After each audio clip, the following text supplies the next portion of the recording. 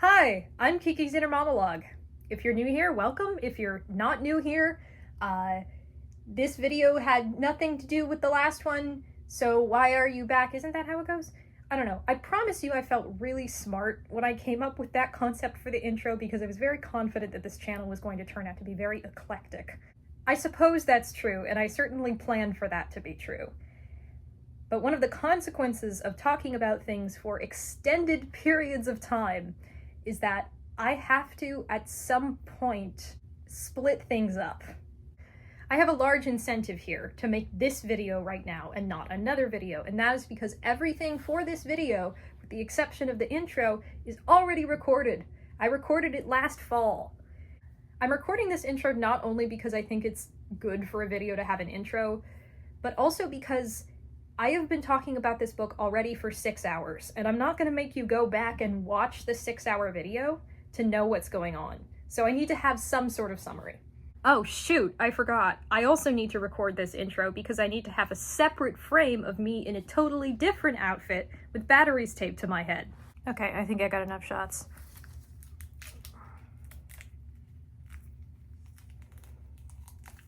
Please excuse the complete change of setting. The hair that has not been done, and various other things that indicate that I have not sat down for an extended filming session right now. I promise you that 2 of these bookcases are actually the same bookcases as in the other video, and there's even Warriors books on them. So we can call it the same setting, right? Cut me some slack. Another reason why I wanted to add this intro to this video is because I liked using the last 2 intros to talk about topics that I thought were relevant to the book series. First, I talked about how I generally plan to review books on this channel. Second, I talked about the existing but small Michael Vey fan community and how it's okay to enjoy things, and how I view enjoying media and thinking that it's good as mostly separate things. While I was editing the last video, it came to my attention that there is something else that's worth talking about sooner rather than later regarding Michael Vey. There are plenty of things to talk about. I mean, I want to go in depth later on in this video series that I do plan to continue, by the way. Talking about some of the terrible things that Richard Paul Evans has done, and what's going on with the movie deal, and why there are suddenly new books in this series, even though it was apparently complete, and how an author like this gets popular and how they decide to write books like this. These are all things that I want to talk about, but I haven't actually done very much research into them yet. The thing I want to talk about in this video is a little bit wider of a topic, and that is something that I didn't at all talk about when I explained how I'm going to be critiquing this book. It's a kid's book. I don't think that that's important, but other people seem to.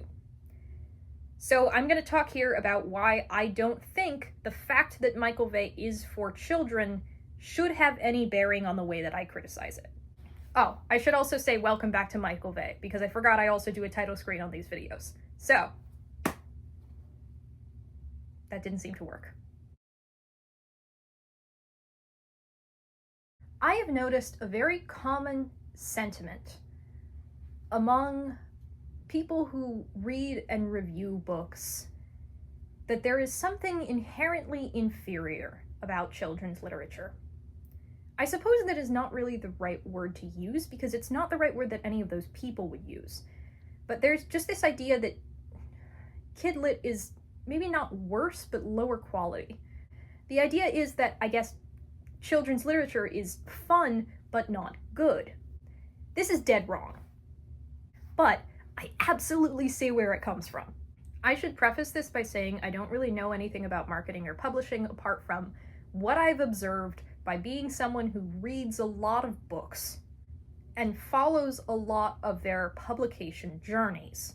I also read a lot of children's literature, and here are a few things that I can tell you about how children's literature is different, not quality-wise, but in the publishing space, than literature for adults. The key thing to understand here is that the quality control process for, I'm just going to call it adult fiction, even though I know that has connotations, but I have to distinguish it somehow. The quality control process for adult fiction is essentially baked into the way books are sold. This is because if an adult book comes out and people don't like it, they will communicate this to other people, and the other people will not buy it. Poor quality books, or perhaps I should say unappealing books, because the thing that we're talking about here is really linked to enjoyment rather than just plain old quality, sell worse. I know this sounds really simple and obvious, but the reason that I bring it up is because the children's literature system works differently. See, the people who buy Kidlit are not the people reading it. That's the key problem here. Kidlit is bought by librarians, by teachers, by parents and family members who want to get kids' books. It is occasionally bought by kids, but most of the time it's not because the kids don't have the money. I could go on an extremely long rant about that, but I'm not going to because I need to stick to one topic. This means that instead of being self-modulated and self-controlled by the quality of its products, the children's literature publishing industry is essentially mainly controlled by the success of its own marketing. I wish I had a selection of bad kids' books on hand so that I can show you, but I don't generally keep them.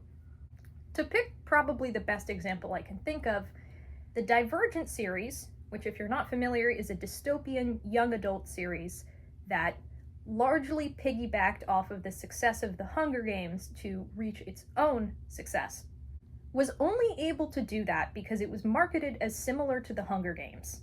And the people who it was tricking were not the kids who were reading it, it was the adults and the teachers and the librarians who were looking for that sort of thing because they had noticed that the Hunger Games had got kids reading. Divergent is perhaps not the best example because at least the first book of that series is actually fun to read. Probably a better example would be Preachy or Boy and His Dog books. Completely forgot to explain this term that I made up. Boy and His Dog books are generally books that I steer clear of, and I use that term because a lot of them are in that format. They usually feature a connection between a child and an animal and are trying to showcase the power and importance of that connection. And the animal often dies, apparently in order to teach some lesson to the child. The example that I'm about to give is probably the most extreme example of this story format. The way that I might clarify Bridge to Terabithia.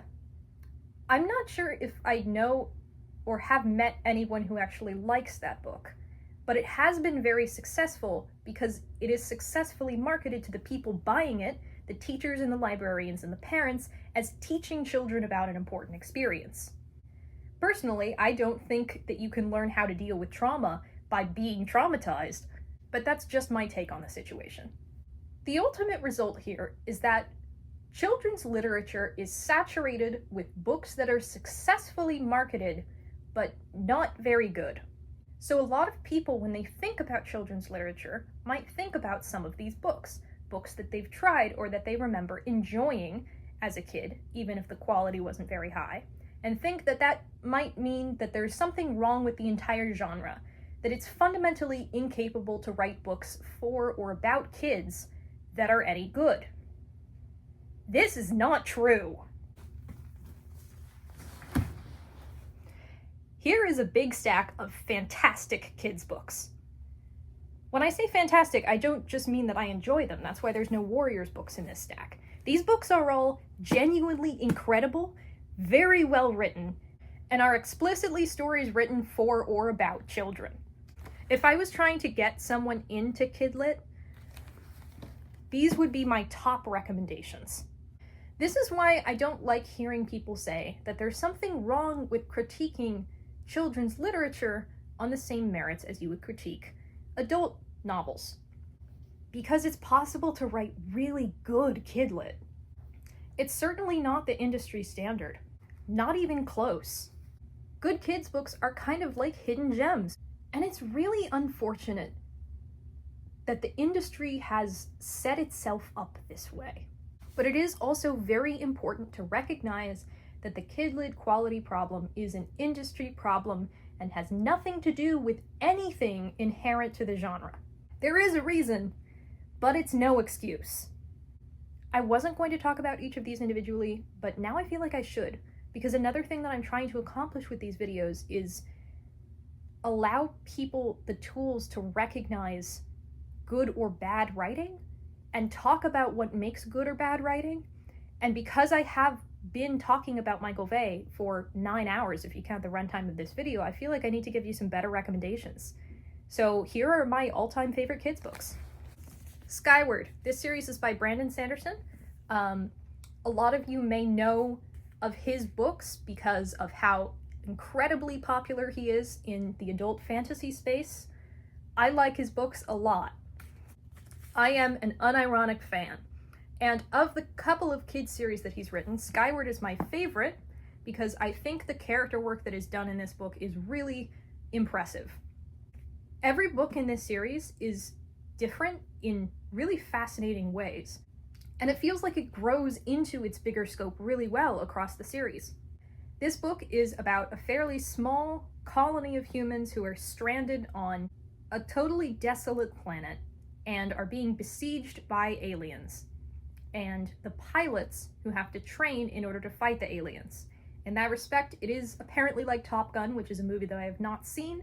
It is all about the main character training in flight school, and it is really good because it showcases the characters and the relationships of the small group of cadets very well, while also having a very unique premise, which I can't super give away because it's explained throughout the book.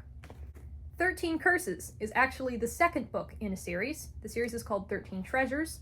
I grabbed it because this is my favorite book in the series by a lot.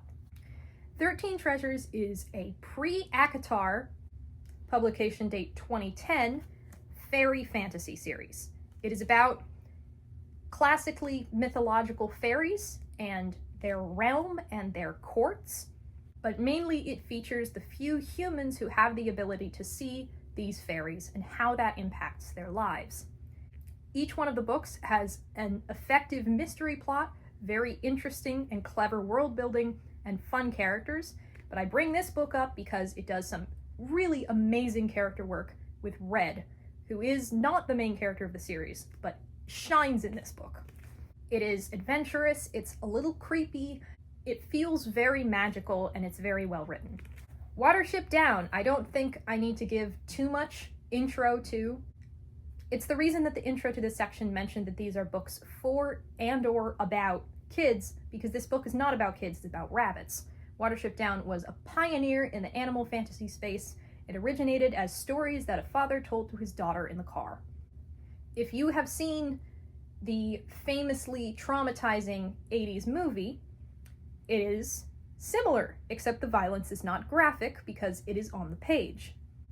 The way that this book fleshes out the interactions between rabbits and the way that their society works is fascinating. I would not by any means call myself an animal fantasy expert because I've mostly just read this and Warriors, but you can see that this is not only the start of a very interesting genre, but it pioneered a lot of very smart ideas and techniques. The Right Three is also the second book in a series, and the reason that I picked this one, you might be able to see, has to do with the fact that I've read it about 20 times. I did get to go to the library as a kid, and I did get to go to the bookstore. But often I would end up rereading books that I already had, and because I had The Right Three, which I don't even remember where I got it, I read it a lot.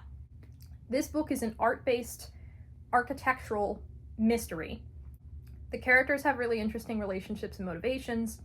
The way that the art ties into math and the ideas that the book is trying to share about what art means are very cool. And while I don't normally mention this, I should say that the illustrations are great. Brett Hellquist. Brett Hellquist is, I believe, mostly known for illustrating the series of Unfortunate Events books, which have not made it onto this list because I don't like them, which I will probably talk about someday. It's worth noting that I just started rereading this series, and there are substantially more supernatural and vibes-based elements than I remembered being in the mysteries. So if you're looking for a straight mystery, this is probably not the right book. But I do enjoy them quite a bit still. This is the first volume of a Wizard of Oz collection. It might come as a surprise to you that there is more than one Oz book. There are, actually, a lot of them. The author wrote 14 before he died, at which point it was picked up by another author, and then picked up by various other authors, which means there are quite a lot of Oz books of varying degrees of canonicity, shall we say. I have only read those original 14, but I like them a lot. Each of the books is immensely creative, has clever new hurdles for the protagonist to surpass, expands the world, and adds new interesting characters to the roster. I love the first book, but I think that's somewhat diluted for me by the fact that everyone else also seems to like it while also not knowing very much about it. So my favorite book in this series would have to go to The Lost Princess of Oz, which is a really fun one. Probably because it's a mystery. What can I say? I love mysteries. I know a lot of people have been getting into Oz recently because of Wicked. Granted, I have not read Wicked, but I would recommend that instead of reading Wicked, which is not an accurate reflection of what Oz is like at all, you should read one of these books, because they're genuinely very good. Most of the Oz books are now over 100 years old, and they hold up beautifully. They deserve their place in modern children's literature. The Girl Who Circumnavigated Fairyland is a really fascinating book, because the author mostly writes adult fiction. She took a step out of that zone to write this 5-book series, all of which have very comically long titles on purpose. And the reason that these books are on the list is because, hands down, out of any book that I have ever read, these have the best, most distinctive voice. These books are beautifully written and beautifully narrated and convey the fairyland that they take place in very well, which is a fascinating collision of unique ideas and historical mythology and important works of what I suppose you can call fantasy. Paradise Lost comes to mind as an influence. And it brings all of these very disparate themes together into this very cohesive aesthetic, which pervades these books. The characters are also well established and fun to follow. The world building is interesting. I have to particularly shout out the 4th book, also because of voice reasons, because it's beautifully described. I have not read any of this author's other works, but I am very excited to, because this book is an incredible display of sheer skill while also being a great story. The Mysterious Benedict Society, I hope out of most books on this list, doesn't really need much of an introduction. This has been a children's classic. Is it still one? I hope it still is one. It still is one, right? I'm not showing my age. This book is from 2007. It is not a fantasy, like basically all of the other books that I've been advertising. This is actually about a group of kids who are acting as spies. There are a lot of sci-fi elements. There's very clever use of puzzles and riddles and intellectual challenges, which made this book very appealing to me as a kid. And as an adult, I can say that the number of original puzzle concepts in these books is very impressive. The characters are great. This series features a main team of 4 kids, all of whom have their own particular strengths, and all of whom have their own very distinctive, lovable, and nuanced personalities. Constance is the annoying one, but she is my favorite, for reasons that I cannot say because they are spoilers. If you've not read this book, or heavens forbid, if you have been swayed by the terrible Disney Plus series that they made of it a few years ago, which is not representative at all, I would highly recommend it. And finally, this book is The Box and the Dragonfly by Ted Sanders. This is my favorite book. I talked about it in my book review from 2023, I think. The short explanation is it has very strong characters. It's a very, very well world-built fantasy world. It features kids in Chicago who find magical objects with arcane powers and find themselves dragged into an ancient war between 2 factions who have different ideas about how these magic objects should be handled. It rings kind of hollow when I say it like that, but truly, the ideas are so creative The way that they are implemented is so cohesive. The book has very tight plotting and very engaging characters. And I could go on about the world building, but I'll just say it's probably the best magic system that I have ever read in children's literature. Okay, now comes the part where I put all of the books back. Keeper series is out of print, tragically, so it is probably going to be harder to find than most of the other things that I recommended, except maybe 13 Treasures, which I think is also hard to find these days. But most of this stuff is probably on Nook, or I suppose Kindle, or on Overdrive at your local library. If you're just watching this video because you need a break, I do advise you to instead take some time and read a book. Pick the right one and it can be a really great experience.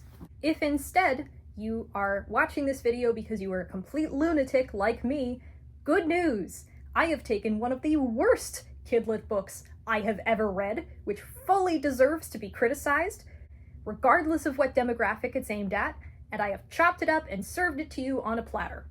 Do not try to tell me that Michael Vey is fine or that it's not okay to criticize it because it's a book for kids, and kids either don't know any better or don't deserve good literature. Not only are you wrong because Michael Vey is that bad, you are also wrong because kids do deserve good literature and they can recognize it. I'm not going to pull Michael Vey out and show it to you. At the end of this video, you will see what I did to it. So I'm just going to read you the summary without showing you the cover. I hope you'll be okay. Michael Vey is a 15-year-old boy. I said Michael Vey. I don't really care. He has secret electric powers. He and his best friend Austin and this girl Taylor, who also has electric powers, team up into this organization which they call the Electro Clan. They decide that they want to figure out where these powers came from, and doing some internet research, they track it back to an experimental machine that was installed in the hospital where they were born and designed by a company called Elgen. But because Elgen has spiders on the internet, they catch on to this investigation, and it turns out that they have been trying to find the last few electric children, which they call glows, for a really long time. They didn't know where Michael or Taylor were for adoption and moving reasons. It does not make sense. Elgen kidnaps Taylor and Michael's mom, and Michael is left behind in the backwater wastelands of Meridian, Idaho for no apparent reason. Taylor gets taken to their facility in Pasadena, where she finds out that the glows that Elgen has already found are members of, quote, the family, and they do Elgen's dirty deeds. This includes Taylor's sister, Tara. The CEO, Dr. Hatch, who for some reason is responsible for these duties, tries to indoctrinate Taylor into the family by showering her with expensive gifts and food and a diamond necklace, which she says no to, and eventually tries to test whether Taylor is really loyal to him by asking her to kill a random guy in public using her powers, which she doesn't do. Because she doesn't do it, he sends her to the basement, where he is keeping 3 other glows that are also rebellious. Michael, meanwhile, decides that he needs to go to Pasadena in order to save his mom. So he accosts Jack and Wade, who are these bullies that had been really seriously bothering and hurting Michael for a while, and then he eventually tased them to get them to stop, but now he is threatening them and also paying them money so that they will drive him to Pasadena, and Austin too. So the 4 of them drive to Pasadena, and quite a while later, after a harebrained plan, they all walk right into a trap. Austin ends up in the basement with Taylor for some reason. I have no idea why Hatch didn't just kill him. Michael is taken to meet Hatch and makes a deal with him where if Michael's friends and his mom are set free, he will join Hatch. That's where we left off. Recording this has been great. I only had to read out a summary that I already wrote, and I got to talk about books I actually liked. It was probably so great because I forgot an important part of the summary. which was I was going to list all of the glows and what their powers were for reference, because I can't remember if I kind of expect you to remember them in this video.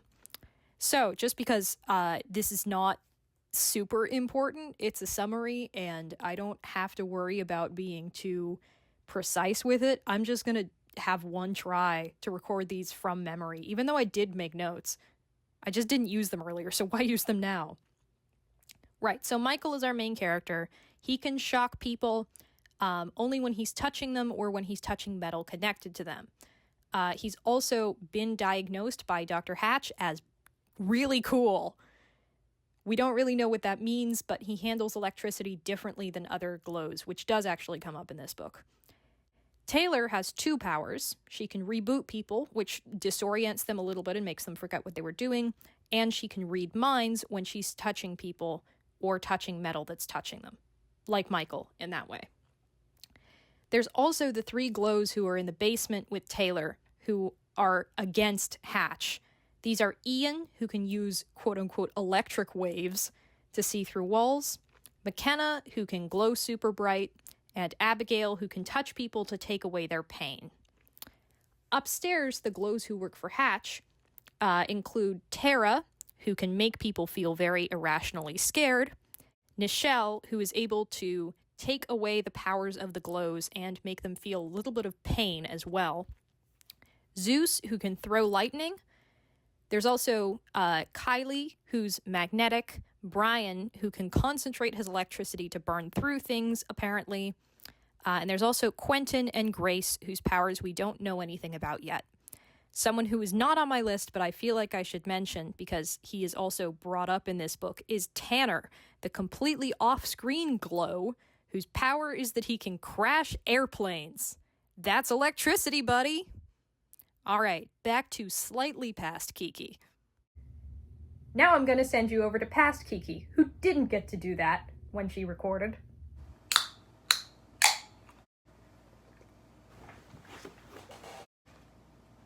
Hi, bit of clarification from the last recording session. I said I can't possibly understand how Austen's plan works. What I meant was I can't possibly understand why they think it would work. Because of course, starting chapter 42, Richard Paul Evans immediately lets us know that this plan is not going to work in the chapter title. Chapter 42, The Attempt. Evans decides to do something that's a bit clever here. He doesn't explain the plan to the reader, and he just leaves the reader to figure out what's going on. And when the chapter picks up, Austen and Ian are having an argument about how good the plan is, and start insulting each other. At which point, Taylor and the other 2 girls also get involved. They're saying rude things to each other, threatening to fry each other's brains. Ian calls Austen chunky soup. Taylor calls McKenna Dayglow. Ian starts screaming and says that Taylor's doing something to his brain, which immediately tells us that he's not, because if she was, he wouldn't remember. But the plan partially succeeds. Some guards run in to try and stop them from fighting, and Abigail and McKenna jump on them and steal their mace and spray it in their face. Immediately, to avoid wasting any time, they waste some time binding and gagging the guards, despite the cameras still being on and recording. So the other guards and whoever else is watching them know that they're there and are now coming towards them. Thankfully, Ian can tell exactly which direction the guards are coming from because, and I quote, "I'm an electric hound dog. People leave electronic imprints when they move." Would love to know what that means. He immediately follows it up by saying, oh. No explanation for that. So they run to the elevator, try and go to the 2nd floor, and the elevator works at first, but then the bad guys take control of it, and and all the glows in Austen get sent up to the 4th floor, where 15 guards ambush them and essentially stop the escape attempt right there. We end the chapter with them all kneeling down, and this completely sensible and reasonable dialogue exchange between Ian and Austen. "You are smart," Ian said to Austin. "That's the closest to freedom anyone here has ever got." Austin sighed. "Close only counts in horseshoes and nuclear weapons." Chapter 43, Relocation. Hatch has been watching the escape attempt himself the entire time, and his solution to the escape attempt is just to move Austin to a different cell, because Austin presumably is the only person in the cell who is capable of coming up with an intelligent plan. Then Hatch gets another call from the British bad guy, who tells him about the money that they blackmailed the airline into paying them, that they are now engaging in various forms of offshore account money laundering with. But the British guy says something interesting, that they're ready to commence evacuation of the Pasadena facility. They're going to leave the whole academy behind. And Hatch has already made plans for how to do this. Thing is, I don't know why. Like, maybe it's because they found the last two glows. Now they're ready to stop pretending like it's an academy and, like, relocate and try and take over the world. But did he tell the glows about this? Because none of them were talking about it. And this seems like something you'd want your team of volatile, overpowered, psychotic children to know before you spring something like this on them. Anyway, Hatch confirms they're ready to launch. Sorry, I thought it was Hatch. It's not Hatch. It's the British guy. It's just there hadn't been dialogue tags in 6 paragraphs. The British guy tells Hatch that they are ready to launch Phase 2. I don't remember what this is, and we don't find out in this book. Chapter 44. The Contract and a, quote, simple demonstration of loyalty. Why is it that Richard Paul Evans keeps giving away things in his chapter titles? I feel like chapter titles should be clever. They should maybe be foreshadowing, if you can manage that, but they shouldn't tell you what's about to happen. Finally, we're back to Michael after all that nonsense. I can't believe that this book is making me miss his disturbed perspective. Michael's 2 days are up, and he's ready to go through with his decision to join Hatch, provided that Hatch lets his friends and his mom go. Some guards show up with Nichelle, and Michael so eloquently tells us, "I hated seeing her. Actually, I hated her. She always made me tick." They escort Michael to Hatch, where they leave him alone, including Nichelle. The guards and Nichelle escort Michael to Hatch and then all leave. So Michael is now alone with Hatch, with no protection against Nichelle. Great! Hatch asks Michael for his decision, and Michael confirms that if Hatch will free his mother and his friends, then Michael will join him. Hatch reminds Michael that the deal that he offered said that he would give Taylor to him. You know, the weird phrasing that Michael didn't notice, but remembered nonetheless. Hatch says, "With you joining us, I think she'll come around, and before too long, she'll join us back in the house. And she'll be yours." I couldn't help but wonder how he planned to ensure that. And this is really fascinating because it shows that Michael is putting some basic critical thinking into how this deal would work. But he doesn't stop to consider that maybe Hatch is lying or being purposefully vague about other things too. Hatch confirms that he will set free Michael's mother, Austin, and Jack. Michael asks for proof, and Hatch admits he has no proof, but Michael shakes his hand anyway. Then, immediately afterward, Hatch makes him sign a contract. Here is the contract. "I, Michael Vey, do hereby enroll and subscribe as a full member of the Elgin Academy and promise to do whatever is required of me to promote and advance the Academy's work, mission, and objectives as long as my services are required."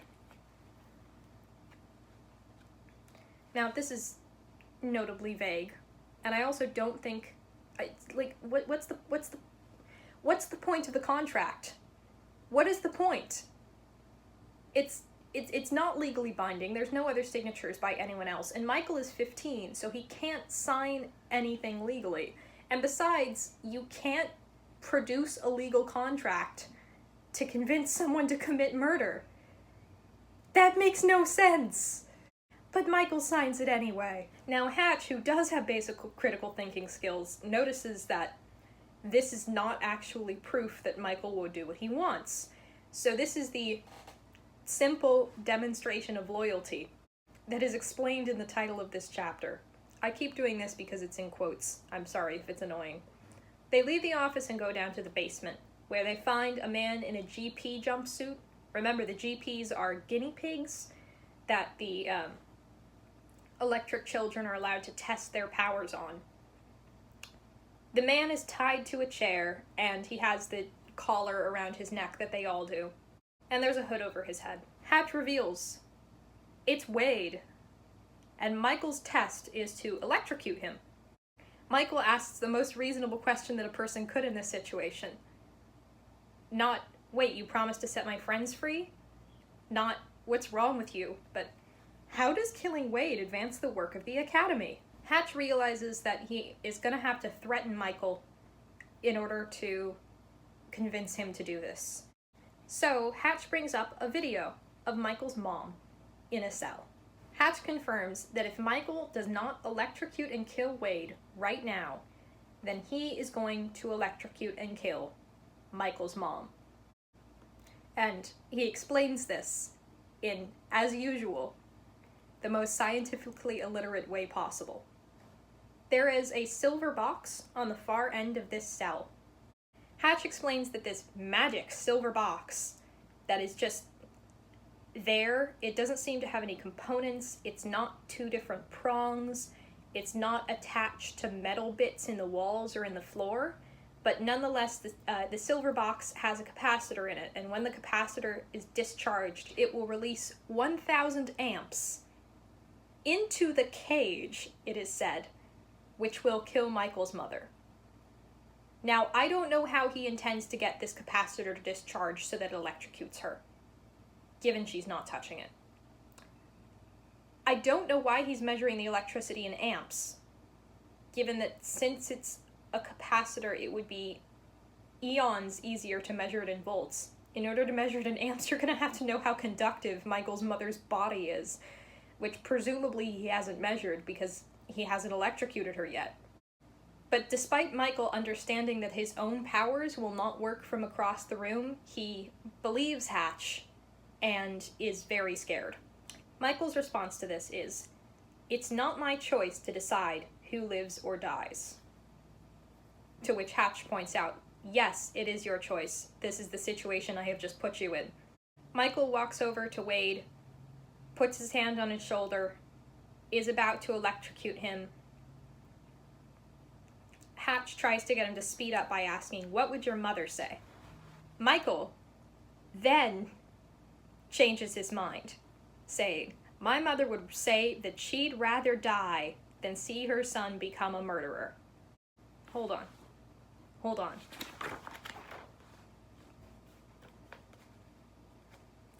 Michael, it doesn't always matter what you mean to do. It matters what you do. Sometimes we can't know what's right. We can only know that we meant to do the right thing, and that we had the right reason. And then the thing that I didn't mention earlier is that when Michael asks, "How do we know if it's the right reason?" And his mother says, "If love is our reason, we may veer off course sometimes, but we'll never be lost." If I'm interpreting this correctly, then what Michael's mother is saying is that if Michael does something out of love, then it qualifies as being morally right. Therefore, if Michael electrocutes Wade to save his mother because he loves her, obviously a lot more than Wade, that is the morally right decision, according to her own words. I am not surprised at the complete lack of consistent characterization in this book. I've read this book before, I was expecting it, I was looking for it. But this may be the only book I've read where, unintentionally, The writer writes a supposedly heroic moment for the main character when the thing that leads to his heroic realization is literally the complete opposite of the truth. Michael's mother would not say, "I'd rather die than watch my son become a murderer." Michael's mother has already dealt with Michael hospitalizing various kids, and if Hatch is to be believed, killing his own father, and she still loves him. She does not, I shouldn't say she does not care, but she has explicitly made clear that if Michael does something out of love, then she will still support him for it. And yet Michael, right here, is willing to risk his mother's life to save a bully who has treated him nothing but badly this whole time. By the way, I'm not justifying electrocuting Wade. As a matter of fact, I firmly believe that a lot of writers should not have access to this particular plot point, where a character has to choose between saving one person's life and another person's life. Because if the writer isn't skilled enough to write the character's reaction to being forced into this moral dilemma, which Evans is by orders of magnitude not skilled enough to do that, then it just comes across as a very emotionally tense scene with no actual resolution that will make the audience angry. I am angry about this scene, and not just because Michael is factually wrong, but because the choice he makes, it makes no sense. Michael's motivation this entire book has been his mother. Michael has repeatedly been shown to care about his mother above all else. And yet, here he is, killing her. So then Michael immediately tries to electrocute Hatch before he can kill his mother, which doesn't work because Nichelle is there. And Hatch says, "Finally! We have been waiting 273 pages for this. Take him to cell 25. Hey, remember the title of this book? Hatch is upset. He decides that the only option from now on is to break Michael. Chapter 45. Cell 25. Cell 25 is very interesting. Cell 25 is supposed to be a horrifying torture cell. But Evans has to keep it PG-13, so it's like very much on the edge of PG-13, but in that specific way where everything is like slightly too bad for you to imagine how bad it is. But also, notably, just slightly underthought in a way that becomes transparent if you think about it for too long. The main gimmick of Cell 25 is that Tara is responsible for most of the actual torture. Every once in a while, Tara will show up, presumably outside the cell, and using her mind powers, make Michael as terrified as possible, convincing him, like she convinced that random woman at the concert, that there are sharks or snakes or spiders in the cell that are going to kill him. During this sequence, just to confirm how nonsensical it is, Evans confirms that the room's walls are metal. So, if Michael, for instance, had a second secret power that Hatch wasn't aware of, maybe he could be taking advantage of that? I don't know, I'm just saying. It happened with somebody else. Apart from Tara, there are a couple other things that are designed to suck. The room is totally dark. Michael can't see at all. The temperature varies wildly from really hot to really cold, just so it's maximally uncomfortable. That's the goal. Food shows up at totally random times. Michael has no way to expect when it's coming, and Michael thinks it might be dog food. They don't give him water, so he has to drink out of the toilet, which is on purpose, apparently. Then there was the sound. Every 30 seconds, there's a loud beep. It's meant to be very annoying. Michael has trouble sleeping because of this beep. It seems like it sucks. Like, I wouldn't like to be in a place where there was a loud beep every 30 seconds. My grandma's had problems with her smoke detector, and I know how intensely annoying it is. But, like, does that count as torture? Maybe? I guess? Like, I guess my main question is, they have the opportunity to make it worse if they want to. Why don't they just have the beep be a constant whine so that Michael can't concentrate or think of anything or maybe sleep? I guess they want him to have time to think over his situation, but if they're doing that, then why do they have the beep every 30 seconds? Because that seems like it would be kind of distracting. Like, why? What's the intent here? We don't know the intent here.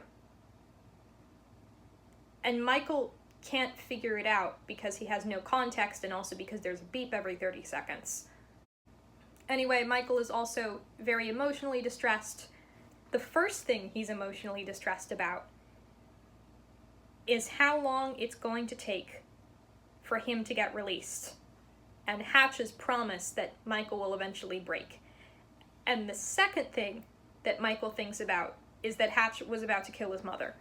You know, the second thing that he's thinking about is that his mother just died.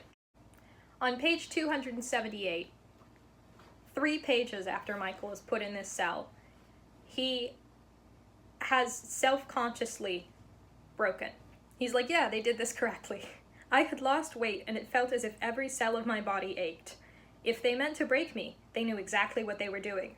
Of course they did. They were scientists!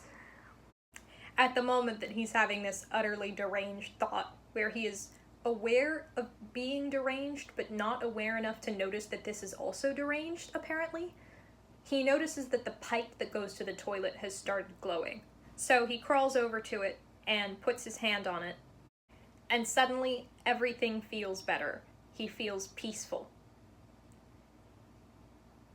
He realizes pretty quickly that downstairs it is Taylor, Ian, Abigail, and McKenna, who are all working together.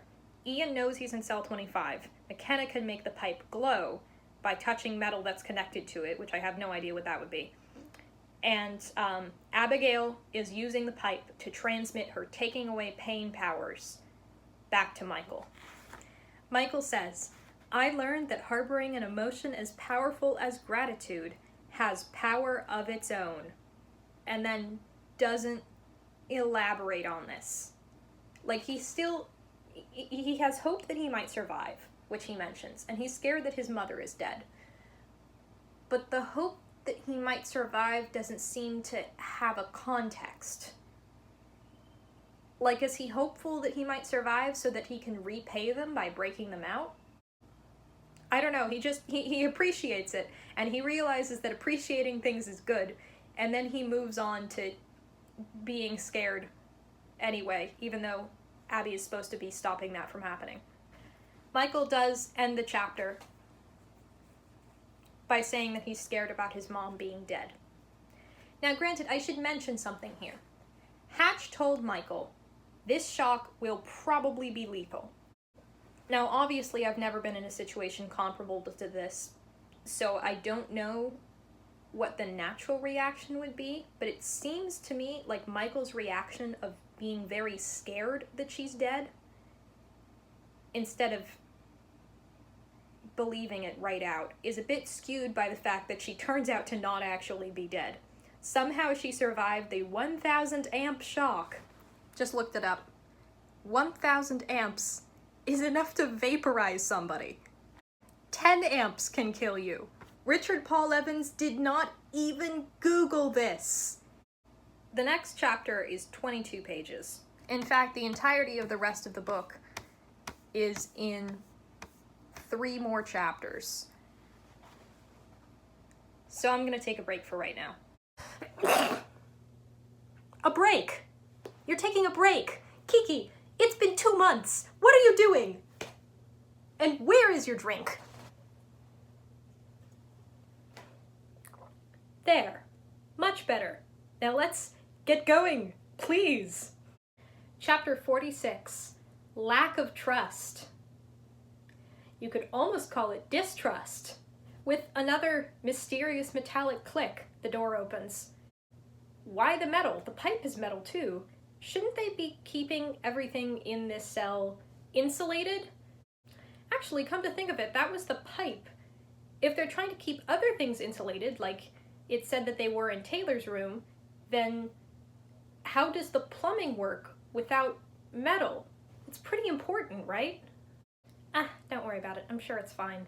Nichelle comes into the cell to get Michael so that she can escort him to go see Hatch, but Michael is so weak he can't walk.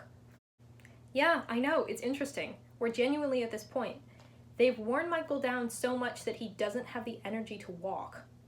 Nichelle gets a guard to carry Michael, and they start heading back towards the dungeon. While they're walking down the hall, I sucked in the cool air, breathing it in like water. Famously, one of the easiest things in the world to breathe in. I kind of feel like this is a good example of Richard Paul Evans's writing in general, where he goes for what I suppose could be described as a simplistic metaphor, but often forgets the context that he started the sentence in. That would have made sense if he was talking about Michael feeling refreshed by the cool air, like a cold drink. And yet, it doesn't make sense because no thought was put into it whatsoever. Similarly, Michael describes the dungeon as a Caribbean vacation compared to Cell 25. This metaphor might mean something to Evans, but since he's not elaborating on it, we can never know what. It turns out, however, that Michael is not as he expected going back to the cell with Ian and Taylor and his other friends. He's being taken to a different cell, which has 3 chairs in it. Taylor and Austin are strapped into 2 of the chairs. When they see Michael, they immediately are worried and scared. Apparently, he looks pretty beat up, which is interesting because nobody beat him up. I've been trying to figure out why Michael looks so bad, because, as is typical, it is not described how he actually looks. Apparently, he looks pretty awful, according to him. So what is it? Was it lack of sleep? Was the meals that he measured time with, were they not enough, and he's lost enough weight for it to be noticeably visible? Is he dirty? Where did the dirt come from? Probably looks like pretty sweaty, and his hair probably looks gross, but I don't see how Taylor and Austin would have gotten to take showers during this time either. Michael gets strapped into a chair, and Austin randomly, with no context at all, calls Nichelle a toad face. We find out that Nichelle tries to reach him with her powers. I don't know how we find this out, because apparently it's never been established that Michael can sense how the other electric children are using their powers, but he can tell. Nichelle walks over and slaps Austin, says, "You're fat," and he says, "Yeah, well, you're ugly, and I can lose weight," which might be the best line in this book. Hatch finally shows up to end all of this and shouts at Michael for not looking at him while he's talking, despite Michael clearly being too weak to do so.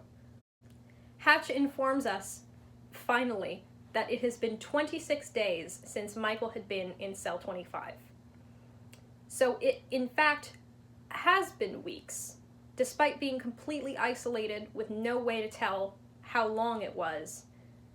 Michael's initial guess, which could be read as either hyperbole or loss of cognitive function, turned out to be totally correct. It's been a few weeks. Also, oh my god, that's horrifying. Hatch also doesn't keep Michael in suspense. He tells him right away, "Your mom survived that shock, and thank God, because she was such excellent collateral." Like, then why did you shock her? With 1,000 amps, why did you do it? Did he even do it? Why would he want to risk this? Michael doesn't question it. Why would you question when the bad guy tells you something? No self-respecting bad guy in a book like this might lie. Hatch is wearing this dumb-looking copper helmet that, according to him, will stop Taylor from rebooting him. I think this is meant to work on the same principle as a Faraday cage. He smugly tells Taylor that her electric waves won't be able to get through, but if Michael were to grab him, then his head could get fried. What a great thing to tell Michael. Hatch also just casually tells them that he's from the NSA, explains what the NSA is, and then also explains that the NSA uses copper wrapping to stop spy satellites from being able to listen inside. As we all know, spy satellites are excellent at listening. I looked into this, and actually the reason that they use the copper is for one-way glass. I swear, a lot of the anecdotes that come up in these books are just facts that Richard Paul Evans heard once, explained to somebody else enough to solidify it in his head, and then wrote down without verifying or checking the context. Things that would be very easy to check, or things that would be very easy to admit that you don't know, he just doesn't. Like the 1000 amp shock. Why would you write down a number for a shock that could possibly be lethal if you don't know how much electricity is lethal? Moving on, Hatch has apparently decided that the reason that Michael is not cooperating is because he doesn't trust Hatch. Specifically, he doesn't believe that Hatch will follow through with his threats, which, I mean, his mother is still alive, so that isn't great proof. Like, in that situation, if Hatch really wants to prove it to Michael, then he should have made sure that Michael's mother was dead. Okay, so in order for Hatch to satisfy his personal criterion for how to make sure that Michael trusts him, he has brought Zeus in.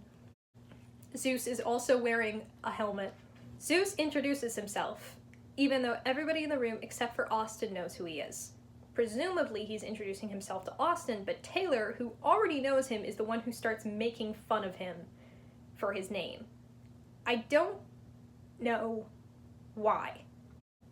Like, in a situation like this, where the hero is trying to provoke the villain, it seems like they know that the villain won't hurt them in a way bad enough to matter.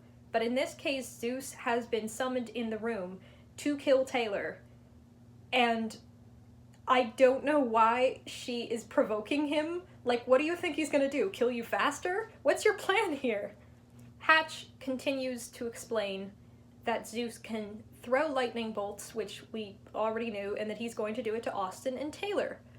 After, like, I don't know, was it a month and a half? He's lost all interest in the twin study plan and has thoroughly decided that Taylor is not useful to him at all, and he won't mind killing her. He says that they've never autopsied a glow before, which possibly is another somewhat obvious indication that the other 4 glows that he mentioned died didn't actually die. Also, if he is planning to autopsy Taylor, then why would he kill her using a massive electric shock? Don't you think that would affect the results a little bit? Especially if they're trying to find something about what causes her electricity. Finally, now, Michael offers to change sides. But now, Hatch won't take the offer, because he's mad, I guess. And maybe because he doesn't actually want Michael to change sides, because if he actually wanted Michael to change sides, then he would have used any number of better tactics that he could have used. Because he's not an idiot, he's the leader of a massive corporation, he should know how to do this, but I guess he's just playing with Michael for some reason, even though he's actually interested in having Michael work for him because he wants Michael to be the prototype of the new type of glows. Apparently, even though he's not a glow, and I don't know what role he would have in a world that is taken over by glows, but I don't know why I should be asking questions about this book when it doesn't want me to ask questions because it doesn't have answers. There are no answers to be found here. Hatch leaves now, for some reason, completely trusts Zeus to do this job. As soon as he's out of the room, the Electro Clan members start trying to figure out a way to persuade Zeus not to kill him. Their first shot is, "You really think you're gonna kill us?" Austin said. "Dude, you're like 15. They're also 15. What Yes, he's evil. He's demonstrated that he's evil. He electrocuted a woman's boyfriend in front of her. I guess Austin doesn't know that.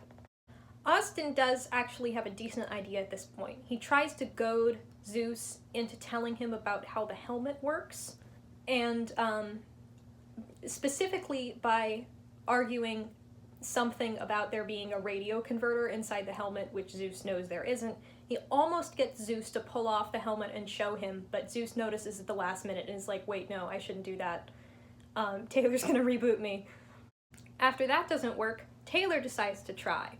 She asks why he's taking orders from Hatch, and that he should be the one who's in charge, which seems to confuse Zeus, but doesn't really get anywhere. Then, Michael's turn. Michael calls him Zitz. That's right, Michael's plan is also to insult Zeus. So what he's trying to do here is to goad Zeus into shocking him, which after half a page of rambling about hamsters and shoe shiners and calling him Zitz repeatedly at an outhouse, Zeus finally shocks him, which restores all of Michael's energy. This is actually not bad. We were shown earlier that Michael has never been shocked. In situations where he would have been shocked, it actually felt kind of good.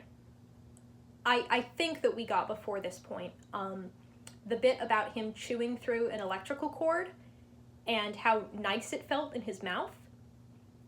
And that is actually built up for right here, where Michael regains all of his energy after being exposed to a bunch of Zeus's electricity. This is very good.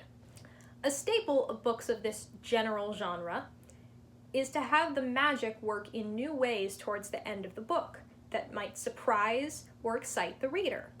However, those new ways should be built up all the way across the course of the book with smaller scenes or indications of something yet to happen, which show new ways in which the power could possibly be used if the characters were to think of it. This is great. What comes next is a fundamental misunderstanding of that concept. See, because the room is full of electricity now, not only can Taylor read minds, they can all read minds. Okay, I'm not sure if Austin can, and for some reason I'm also not sure if Zeus can. Of course, Michael doesn't actually ask them, and also why would they? They're not the main character. Anyway, Michael can read minds now because there's a lot of electricity in the room. That's the justification given. It's not because Taylor is using that electricity to lend him her powers. He just gets access to her powers, but not Zeus's, I guess. It is possible to introduce a new ability at the end of the book that does not come in earlier in the book, but you really need to foreshadow it.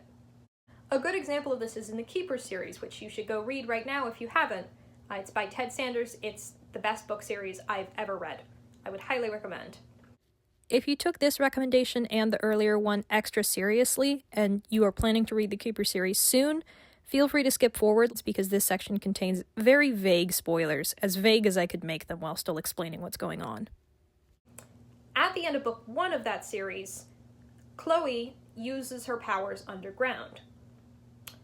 Now, this wouldn't be remarkable, really, if Chloe hadn't spent a while telling us that she couldn't use her powers underground.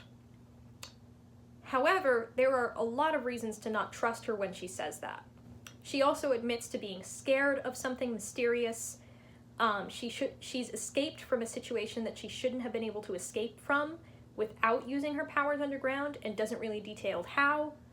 So when you see Chloe using her powers underground, it becomes not only a cool new ability for her to use at the end of the book, it's also her confronting her fears and establishing something that helps explain some of the stuff earlier in the book that we were curious about.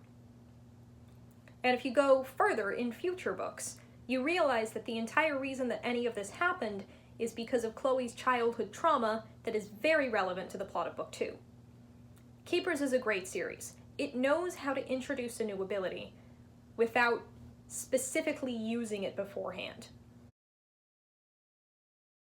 I should say, it's also possible for a new ability to come up in the end of the book and for it to be foreshadowing for later, like when Spoilers expunged at the end of Mistborn.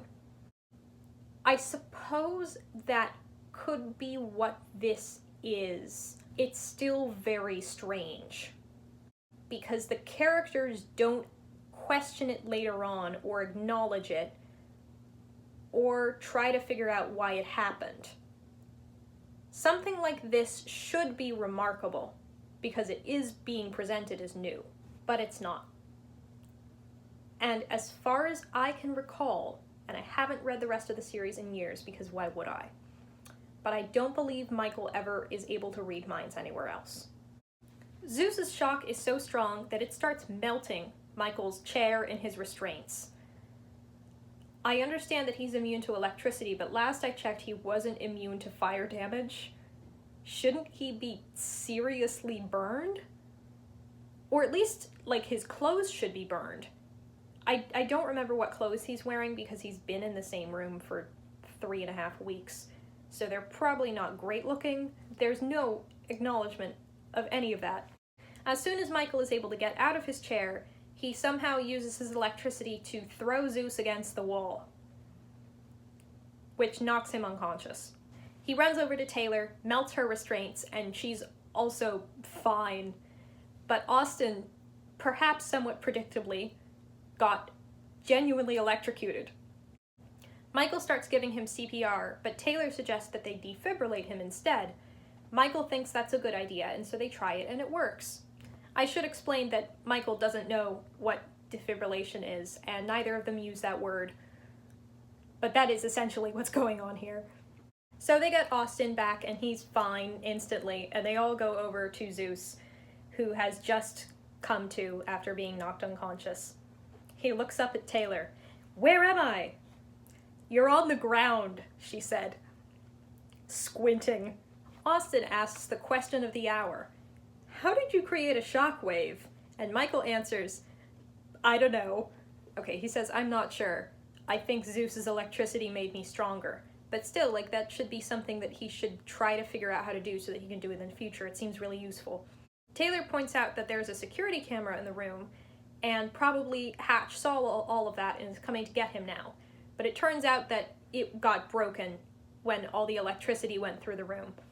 Suddenly, Michael can read minds again, but just Zeus's. The way that reading minds works here, apparently, is that he can hear words in Zeus's voice, in his head. Michael proves to Zeus that he can read minds, even though Taylor is right there. And also, why would he give that away? That seems like a major secret that they should be hiding. That's an advantage that they shouldn't give away. They figure out pretty quickly from Zeus's general demeanor in response to questions that he has low self-esteem. And Taylor starts reading his memories in order to figure out why. This is why I don't like mind reading as a power. Because I don't feel like I should have to say this, but this is incredibly invasive. Mind reading is very interesting in that it can often be useful, and it is also an incredible invasion of privacy. And that's why I think if you're going to include it in a story, then it should be really thoroughly explored. Mind reading is one of those powers where the only sustainable way to have it in a story is to give it to a good character. A bad guy who can read your mind is incredibly dangerous, because a power like that, without respect or morals, is an absolute game breaker. The problem with this book is that even the good guys don't really have respect or morals. So Taylor goes through all of Zeus's memories like she's reading a book, and then explains to the others why it is that Zeus joined Hatch. When Zeus was really young, Hatch told him that he electrocuted his parents in a swimming pool. But Zeus doesn't actually have any memories of swimming pools, so this must have been a lie. Setting aside the fact that this apparently means that Taylor can read Zeus's memories in 5 minutes better than he understood them for his entire life, and also that he apparently hasn't generated any false memories for this incident despite believing it completely. With his vague consent, her next idea is to remove the memory of Hatch lying to him about this. What is the point of this? Like, now that he knows that it was a lie, what will be accomplished by removing this memory? Now, he will not remember that Hatch ever manipulated him, so presumably he'll feel better about Hatch, who took care of him for his entire life. I think this could constitute brainwashing, and I don't even understand why they're doing it.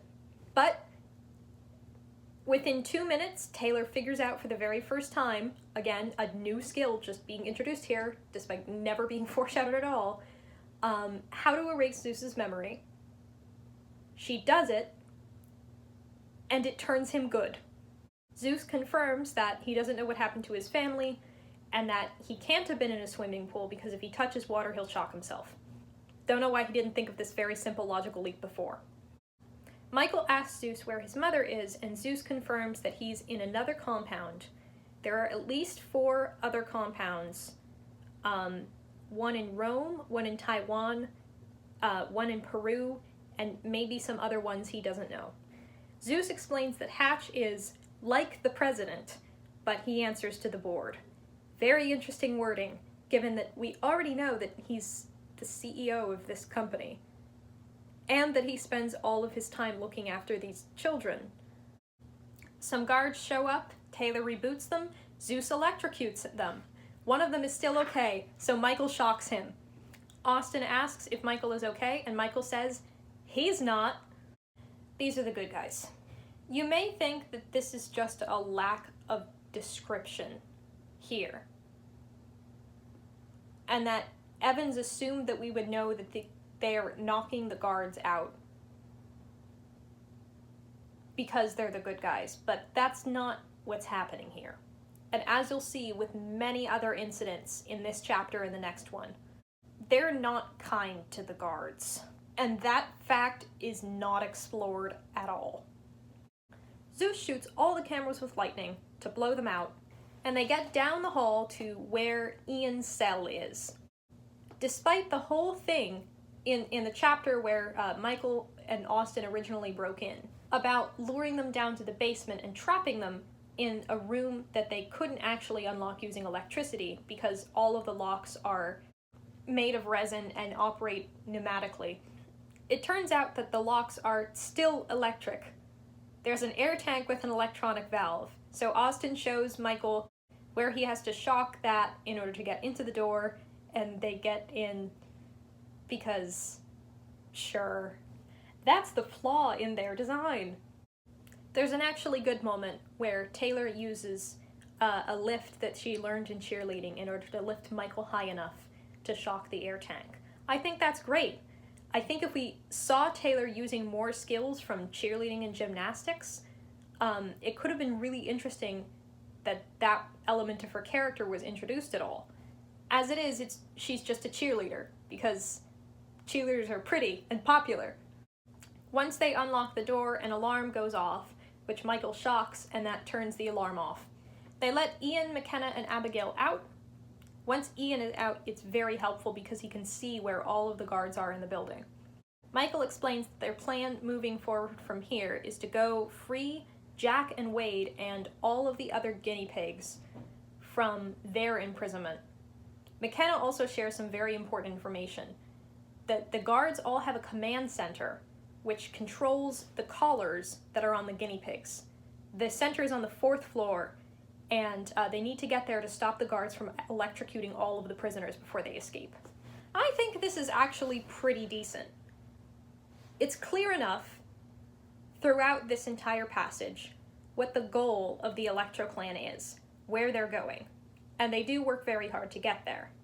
That said, I think it might be a little bit more interesting if they were forced to split up, or if they had to choose between saving one group of people and saving another.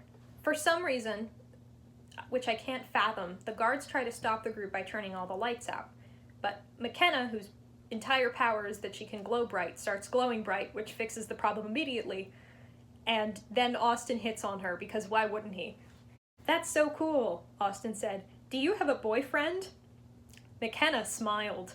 It's not that important, but I do feel the need to mention that McKenna was also described as Asian American, which means now several of the women that Austin has been weirdly creepy around are just Asian American girls. What's up with that? Ian starts taking stock, explaining how many guards there are and what they need to be worried about. There's 22 guards left, 6 on the stairwell, 3 above us, and all of the rest of them are on the 2nd and 4th floor by the elevators. The other glows are gathered on 2. There's Brian, the one who can burn through things, Tara, who can make people scared, Nichelle is also there, and Quentin, whose power, which we haven't been told yet, is that he can produce a small electromagnetic pulse which can knock out electronics. We don't get mentioned Kylie, who has magnet powers, or Grace, whose powers haven't really been explained yet. And I want to say there's someone else, but I don't actually think there is. On the roof, Hatch has a helicopter ready that will fit all of the glows if things go bad. Remember the 6 guards on the stairwell? Well, they take care of that pretty easily. They open the door, Taylor reboots all of them, and then Michael shocks the railing with all of his power. All of it. Remember, Michael can kill people, according to Austin. In fact, he could kill people even before his powers increased over the course of the book. So those guards, I'm pretty sure, are dead. He doesn't think about it at all. When I was talking about the random proactive murder, this is what I was talking about. I understand the possible need to do this if he truly believed it was self-defense, but we don't get that indication. In fact, Michael doesn't consider this at all. Once they start climbing the stairs, they suddenly all feel depressed. Pretty quickly they realize that this is because Tara is manipulating their emotions. But Abigail, who can take away negative emotions, tries to negate it by holding Michael and Zeus's hands in order to stop them from getting affected. Taylor starts presumably rebooting Tara, which apparently hurts her a lot for some reason. Austin and Michael find out that Taylor has a twin sister. Tara insists that she's an eagle and leaves, and Taylor is very angry about it and says that she doesn't have a sister. And that's the end of the chapter. What a normal and good place to stop. As I've mentioned before, it's taken me months and months to record this. I would love to be wearing some of my many new pins, but for consistency reasons, I must stick to the nice anyway ones that I have been wearing throughout this video. Page 302 of 326. Page 302 of 326. Page 302 of 326. 24 pages. 24 pages. It's just 24 more pages. It's going to be okay. I'm going to end up titling this video. Remember, I haven't made the video yet as you're hearing this. Die Hard with Mind Control, just to keep up with the general theming. Now that I go over this section again, it strikes me that if this is meant to be Die Hard, then Michael and his friends are the thieves. They're indiscriminately murdering the guards, they're trying to take over the building's electronics and disable the systems. They don't technically have nefarious intent, except for all the murder and brainwashing. I think the property damage can be forgiven. But once again, just like earlier in the book when Michael was threatening the bullies, there's a reason that this comes across differently than Richard Paul Evans means or wants it to, I hope. So much of how these situations come across in fiction is about the power dynamics. And oh boy, is Michael's team more powered up than they have any right to be at this point. Michael, Zeus, Austin, Ian, Taylor, McKenna, and Abigail, 6 children with electric powers and 1 guy that we've been told repeatedly is super smart, creep up to the GP level, which I think is level 3, I can't remember. There's cameras in the stairwell that are panning like animals, quote unquote. So Zeus shocks them to get them to stop working. Oh yeah, okay, the GP level is in the basement. It's the first level of the basement, and then level D which is where Ian's cell was, is below that. And I can't remember where cell 25 is, but it's somewhere else. Once they get up to the first floor, Michael shocks the door, which knocks out one of the guards that's standing on the other side of it, and then the other guard starts shooting at them, which makes bullet holes in the door, which Zeus can use to shoot lightning at him, and they're both down. We could hear the guard's gun hit the floor. Throughout the entirety of this, Austin is keeping track of the guards, which, I don't object to this on a general storytelling level. This technique is used a lot. When a character has to fight a bunch of bad guys and they're trying to count the number of bad guys that they're taking down, and you keep track, cool. You count down to 0 and then all the bad guys are gone. I've seen lots of great action scenes that are written like that. Unfortunately, these aren't action scenes. These are stealth scenes. These characters aren't acting in self-defense, and they don't know anything about these guards, and I don't need to keep telling you this because it's obvious. There's a difference. And it's very confusing to me that Evans doesn't seem to understand that. Hatch was on level 2, and there were the electric children and 6 guards. So they skip level 2 and they head up to level 3 instead. Ian is trying to keep track of where everything is in the building, and in so doing he's moving his head from side to side, which is confusing to me. It would make sense if he had X-ray vision, which, come to think of it, is actually a reasonable and interesting electric power that could be used here. They could have just given him X-ray vision and it would have been way more interesting. But no, he can sense electric waves, remember, whatever that's supposed to mean. And also his eyes don't work, so I don't know why he's looking from side to side. I lied, they're not going to level 3, they're going to level 4. Unfortunately, on level 4, they're setting up inside the door with a flamethrower. They've armed the scientists, and there's a whole bunch of guards there, so seems like a bad idea. Instead, they make some mathematical plans. Austin, how much smoke does one of these smoke grenades make? Well, if they're like the ones on the Discovery Channel, they'll each produce 40,000 cubic feet of smoke in about 35 seconds. Austin then estimates how many cubic feet the 4th floor is, and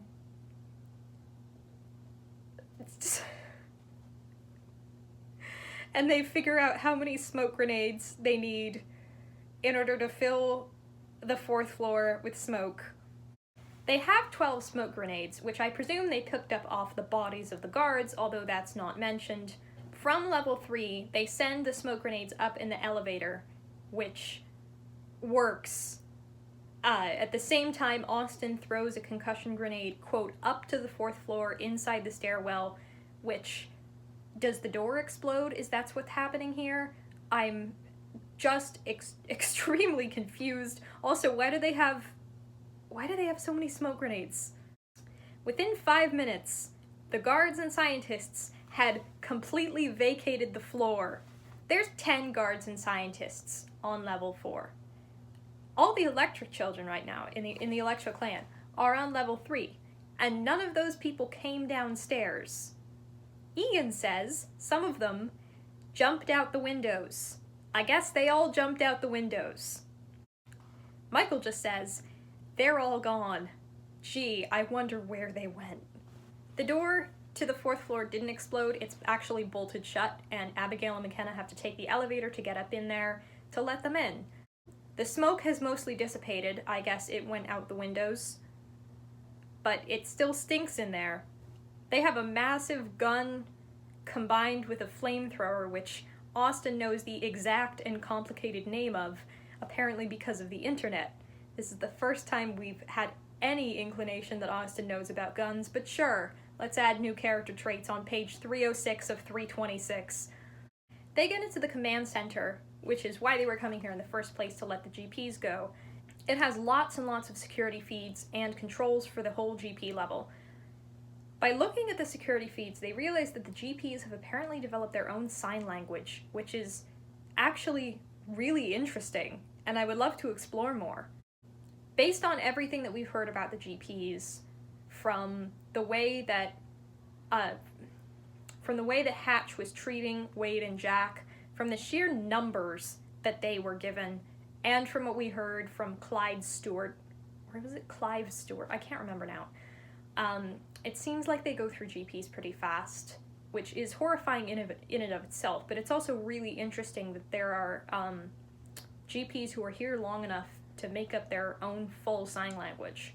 And I'll remind you, if you forgot, that the reason that they have to use sign language is because they can't talk, because their shock collars will go off.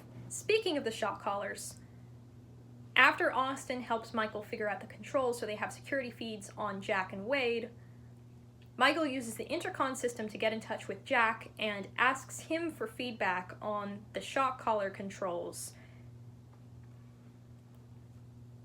As Michael turns up the voltage on the collars, Jack starts clutching his neck in pain, despite the fact that he's not getting shocked right now because he's not talking or trying to escape, so I don't know what is painful about that. Pretty quickly, they figure out how to unlock his door, and he runs across the hall to reunite with Wade. There's also another guy there. Once the guard turns back down the hall, Jack and Wade run out of the cell and use their bullying skills in order to take down an armed adult man. They drag him into the cell and shut the door, steal all his weapons, mace him, and put a collar on him. Cool. Seems to me like it's probably a little bit different than ambushing a kid as he walks out of detention. But again, these are skills that I haven't needed to develop.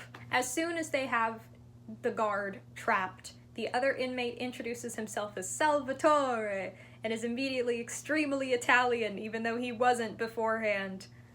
Jack says that if Michael and his friends unlock all the doors, there will be a prison riot.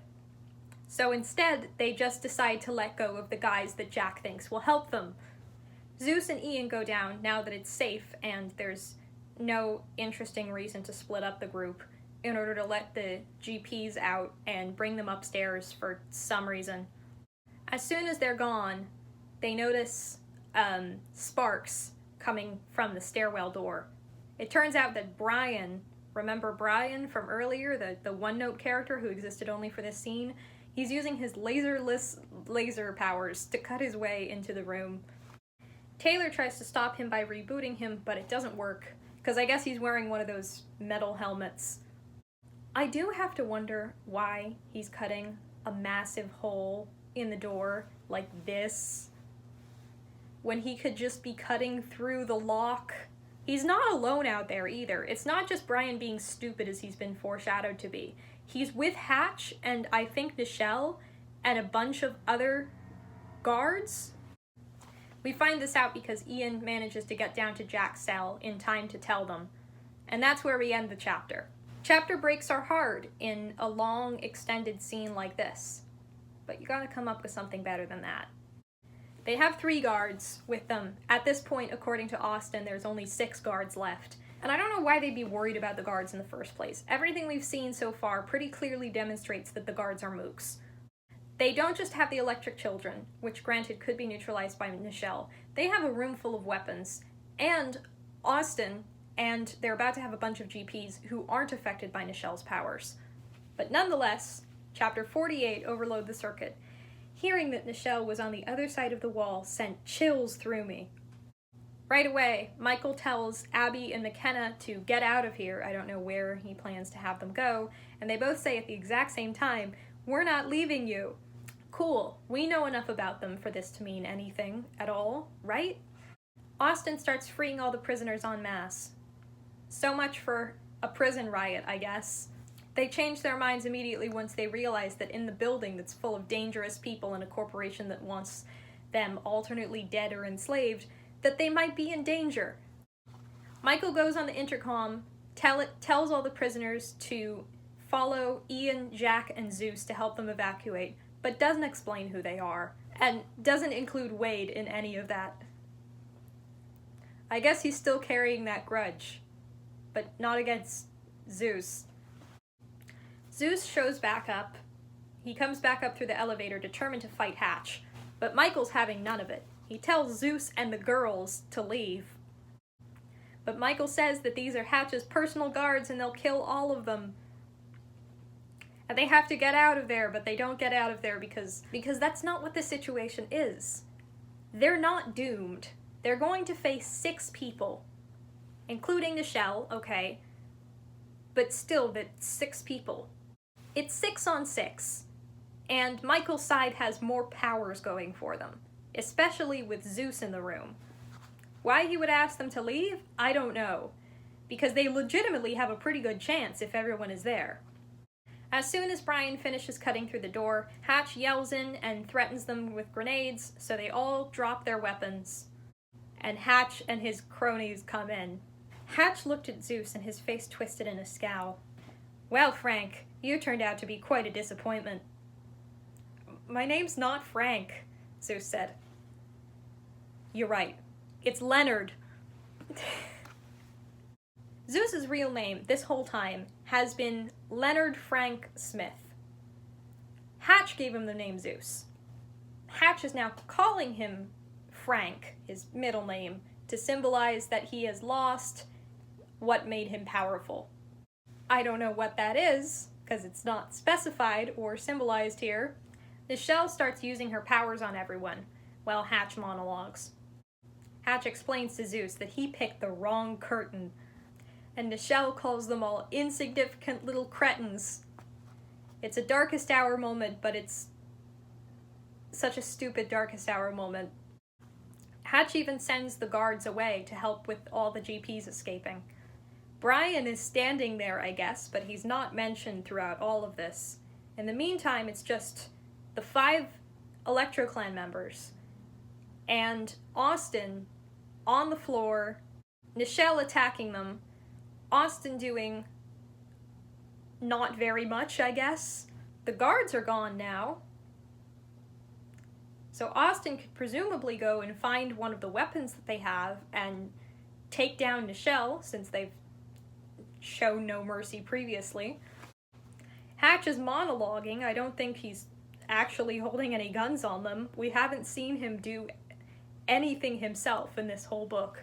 However, Austin has an idea from the earlier confrontation.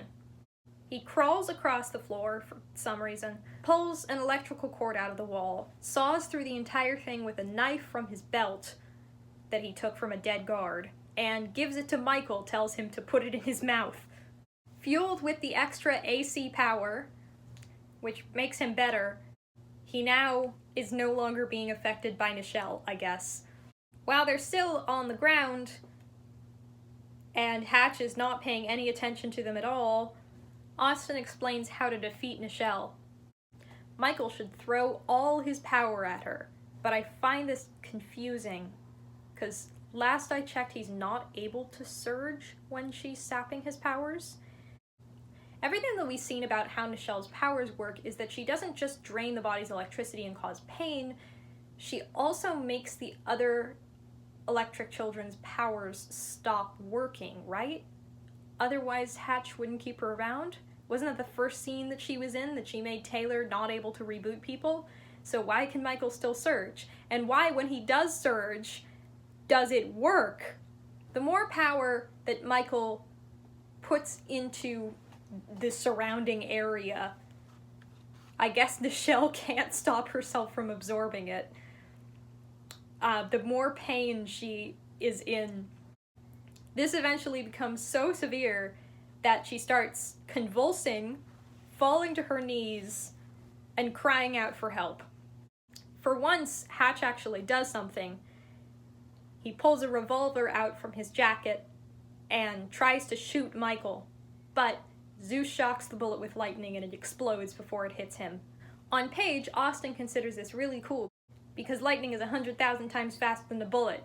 Yeah, but this isn't about the lightning, it's about Zeus's reflexes, right? Lightning goes from areas of high potential to areas of low potential. How can Zeus aim it? It doesn't go in a straight line.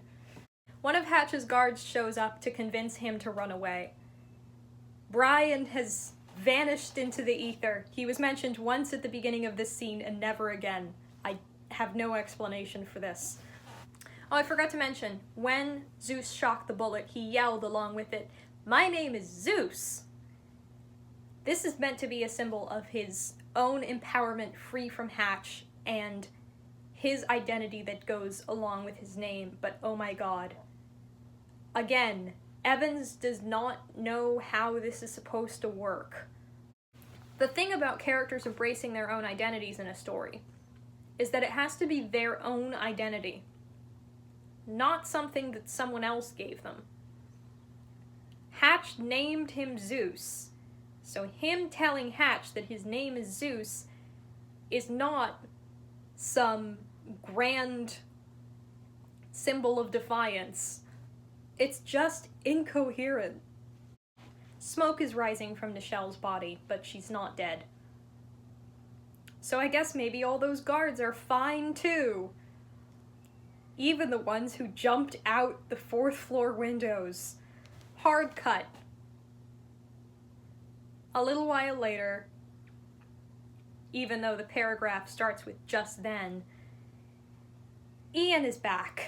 Ian arrives and confirms that Hatch and all of the Glows have escaped in the helicopter. Ian says all the Glows have escaped in the helicopter, okay? So he's been watching what all the Glows are doing. Alright? Remember that. For 5 minutes from now.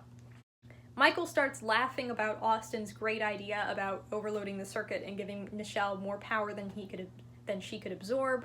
And Austin explains that he got the idea when Nichelle called them mosquitoes because that's what you do with mosquitoes, because that's a normal way to kill mosquitoes.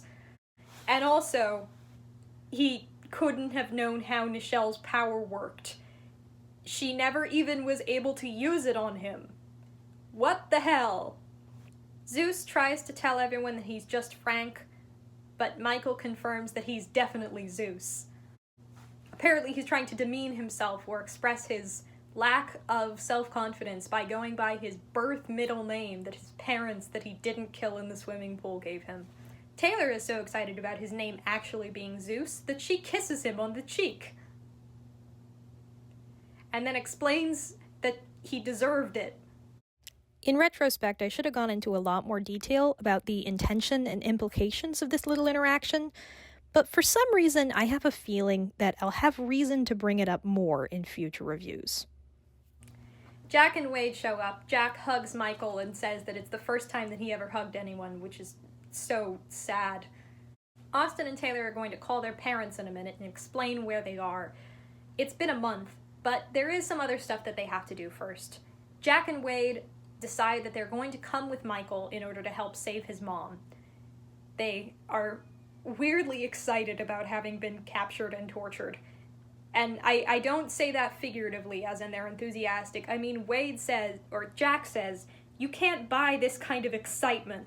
You know, if I had to drive for 10 hours for an actually pretty small amount of money in order to be imprisoned in a facility far from home for a month with no knowledge of whether I would ever get out, with my life being threatened regularly, I wouldn't consider that excitement. The end wasn't even exciting. There was a prison riot, but I guess they're there to help. Zeus, Ian, and McKenna also agree that they're going to help, but Abby decides that she wants to go home, which is left as vague as possible. I'm left wondering how recently Abby was captured, because I imagine that if it has been a while, then she might not have a home to go back to. We know what happened to Zeus's and Tara's parents. How do we know that Abby's parents are still out there? While Taylor's in the middle of dialing her parents' number, she turns back to Michael and takes his hand, calls him a rock star, a steely-eyed ninja, and kisses him. This is what so many people who don't understand stories seem to think of stories. That the main character has to get the girl in the end after defeating the bad guys. But that's not... It's a trope, but it's not a requirement. So therefore, if you want to include it in the story, you have to set it up. And last I checked, everything that Michael has done in this book has been explicitly to save his mom, not specifically Taylor. I guess she finds it attractive that he loves his mom so much, because she agrees that she's going to help him find her. Even though he tries to tell her again that she can't come. It's fine if McKenna comes, I guess. It's fine if Wade comes, it's fine if Austin comes, but not Taylor. She even calls him her boyfriend. They've known each other for like less than 2 months. Isn't that a little fast? Doesn't she want to get over the psychological trauma first before she starts making any big decisions? Oh, come on. Michael asks her if cheerleading is going to be a problem, and she berates him like the idiot he is. Hard cut, again, for no reason at all. Enter a new paragraph. Suddenly, McKenna shouted out, "Michael, watch out!" I spun around. No one had seen her enter. A girl I had never seen before was standing just 15 feet from me. Zeus surged, knocking her back against the wall. That's right, without Ian or anyone else noticing, one of the glows that should have been in the helicopter, that he apparently didn't notice wasn't in the helicopter, is now in the room with them, standing 15 feet away, and has just been electrocuted by Zeus. As Ian explains, this is Grace. Grace is that one girl whose powers we never found out, who I forgot when I was listing all of the glows. Careful, Austin said. She could be a plant. And I'll tell you what, it's true. Grace is a plant. She's a potted plant. She has no personality, no distinct motivations or goals, nothing interesting to add to the group, no story potential, no backstory, and no explanation for being in this plot at all. Grace's powers are that she can store computer data. She has all of Hatch's and Elgen's data stored in her mind. But she also can't access it because it's computer data, so she needs another computer to be able to upload it to, I guess. Taylor reads her mind and figures out that she hates Hatch. Grace has decided to join the Electro Clan, apparently, even after she's still holding her arm from Zeus electrocuting her. She explains that she knows where Michael's mother is, or presumably she has the capacity to find out where Michael's mother is from the data. I don't like this. There's so many questions about, like, how do you turn a character like Grace in the first place? With someone like Taylor, we got to see how Hatch tried to turn her. With someone like Michael, we got to see how Hatch tried to turn him. Hatch doesn't seem to be satisfied with it until he knows that he can get the glows to do absolutely whatever he wants, up to and including murder and terrorism. But Grace has flash drive powers. Did he make her shoot someone? It raises a lot of questions about his indoctrination method. If Grace has been there for a really long time, then why does she hate Hatch? What made her start hating Hatch? If she's only been there for a little while, then how did Hatch know that he could trust her? And beyond all of that, why isn't Grace a girl with much more interesting powers who also happens to have, like, a USB drive from Elgen, or some insider information that she was able to seal? Grace is a potted plant. She's a device, not a character, and that's a mistake.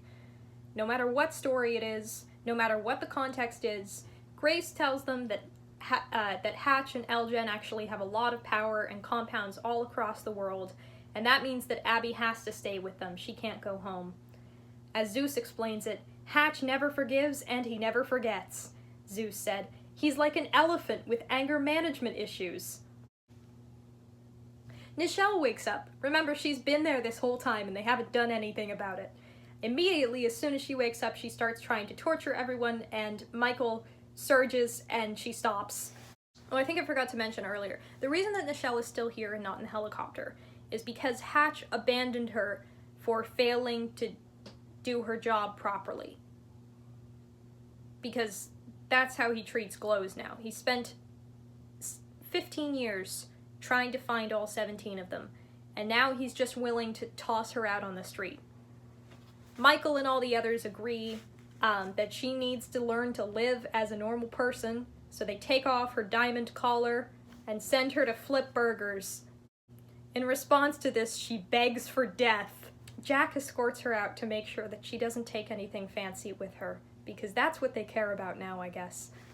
Finally, at the end of the book, Taylor agrees to fist bump Austin, which is huge character development because one time earlier in the book she said that she wouldn't do it. And I'm done. That's it. I'm done. That's the end of the book. Hell! Yeah. So, I guess I'm gonna have to do the next one at some point. And when I say I guess I'm gonna have to do the next one at some point, I mean I'm probably gonna get really excited about it and laugh hysterically at reading the whole thing and write a ridiculously long script and then take a ridiculous amount of time to film it. Essentially what happened here. I don't make any promises, for reasons that I'll talk about in a minute, but I do want to share with you some of the things that you could enjoy from the future books. They make a perpetual energy machine using electrified rats. There's a long sequence in one of the books, I can't remember which one, about some characters that we've never seen before and never see again and are completely irrelevant to the plot getting tortured in description. There is a Chinese girl who's non-verbally autistic, who's also really inexplicably good at calculus, and also has the dumbest name in the history of names. One of the electric children starts developing powers to see the future in unclear dreams, for some reason. There's also a lot of retcons, many of them random and pointless and confusing. And finally, in one of these books, I can't remember which one, Zeus takes a shower. Okay, I lied. There are a few more things I'd like to add. Seriously, what did you expect from me? Am I gonna stop talking? Is that what you think is gonna happen?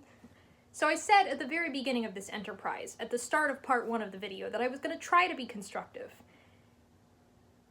I think try is the correct word there, because although I did try, it is very difficult to be positive about anything in Michael Vey. As we get to the end here, I have the opportunity to look at it from a more general perspective. From a specific perspective, I thought pretty much everything was bad, but from a general perspective, allow me to be slightly more generous. Because there is a good story here. That's the thing. There is something good at the core of this. The idea of characters with electromagnetic powers is a great idea. There's so much in electromagnetism that you can explore and that you can assign to your different characters and give them different strengths. The idea of the bad guys being an evil company that wants to extort children in order to make blackmail money and eventually take over the world. The last bit is not a great idea, but the rest of it is a pretty good idea. Companies are greedy. A company that's given the chance to protect something that could make them this much money is absolutely going to take that chance, especially a company this big, even if it means exploiting children. That just makes it easier to make money. We don't really see Elgen using this knowledge to make money in this book, but they do in later books, and the way that they make that money is incredibly stupid, but there is a core good idea there. They're behaving in a way that makes some basic level of sense. The brainwashing is interesting. The sequence where Dr. Hatch is trying to brainwash Taylor is interesting.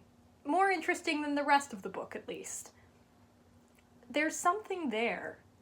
That fact is depressing, obviously, but also indicative. It is difficult to see Michael Vey, a pile of trash, and not want to set it on fire. I think there is something to be said for that kind of criticism. That has been most of this review. But it is just barely salvageable. This book reads like a first draft. It has a lot of problems, and all the problems are only fixable by major revisions. But if we made those major revisions and then moved forward, then there could be something to this book. We could make it palatable.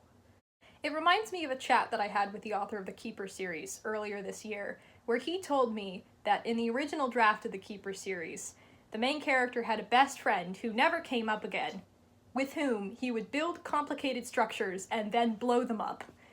This was completely irrelevant to everything in the book, and obviously got cut after the first draft. That's most of the stuff in Michael Vey, though. So in order to attempt to fix this book, I came up with 5 very broad suggestions, which I hope could make this vaguely palatable. I should preface this. I'm not an editor. I don't know very much about writing. I don't have any education in it. I just read a lot. And I know what I like to read. And I have a general idea of what other people like to read too. My first suggestion